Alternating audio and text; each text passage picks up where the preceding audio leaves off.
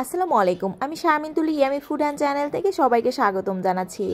আজকে নতুন একটি রেসিপি আপনাদের সাথে শেয়ার করব। একেবারে কোনো রকম গন্ধ ছাড়া আমি কাচকি শুটকি আপনাদের রান্না করার টিপস দেখাবো।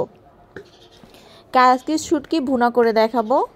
এখানে আমি কাচকি শুটকি নিয়েছি, পেঁয়াজ কুচিয়ে নিয়েছি 4-5টি, রসুন কুচিয়ে নিয়েছি বড় সাইজের 2টি, আর কাঁচামরিচ নিয়েছি। চলুন রান্নাটি শুরু করা যাক। প্রথমে কাচকি শুটকিগুলো আমি একটি কড়াইয়ে দিয়ে ভালোভাবে ভেজে নেব। খানিকটা সময় ধরে নেড়ে নেড়ে ভালোভাবে ভেজে নিতে হবে শুটকিগুলো। এভাবে করে আমি হালকা লাল কালার করে ভেজে নেব, বেশিও ভাজবো না, মিডিয়াম ভেজে উঠিয়ে নেব। দেখতেই পাচ্ছেন ভাজা হয়ে গেছে, এবার তুলে নিচ্ছি। এবার ভাজা শুটকিগুলোর আমি গরম পানিতে ধুয়ে নেব। গরম পানি দিয়েছি, পানি এভাবে গরম হয়ে আসলে আমি কাচকি শুটকির মধ্যে প্রথমে গরম পানিগুলো দিয়ে দেব। এভাবে 10 মিনিট রাখার পরে একটি চামচের সাহায্যে এপিট-ওপিট করে নেব।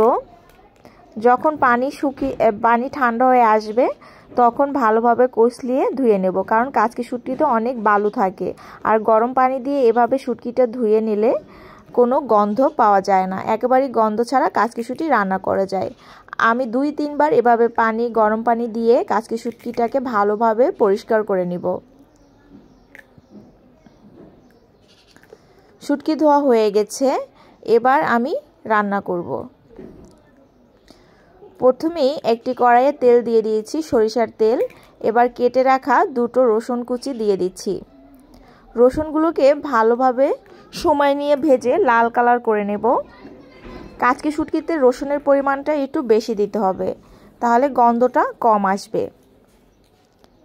এবার 4-5টি পেঁয়াজ কুচি এবং 3-4টি কাঁচামরিচ দিয়ে দিচ্ছি। কাঁচামরিচগুলোকে আমি আস্তই রেখেছি, কারণ শুকনো মরিচ ব্যবহার করব তাই।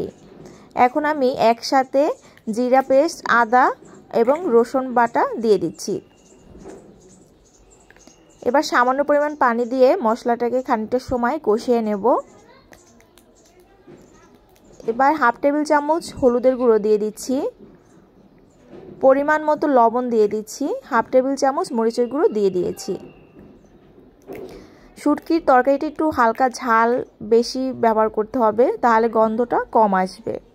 এবার ঢেকে মশলাটাকে 5 মিনিটের মধ্যে কষিয়ে নিচ্ছি। এমন করে পানি শুকিয়ে কষিয়ে নিতে হবে।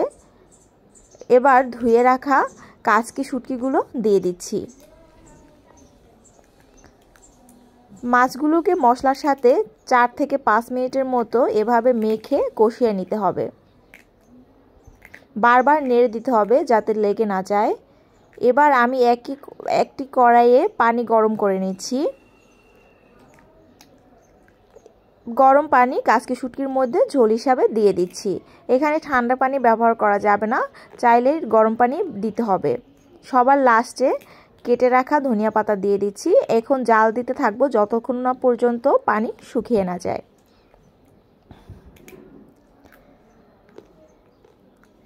আমার মজার গরম ভাতের সাথে খেতে পারবেন। কাচকি শুটকি এভাবে রান্না করলে খুবই মজার হয়, খুবই টেস্টি। একেবারেই কোনো রকম শুটকির গন্ধ পাওয়া যায় না। যারা শুটকির গন্ধ জন্য খেতে চান না তারা এভাবে অবশ্যই রান্না করে দেখবেন, খেতেও খুব মজার হয়।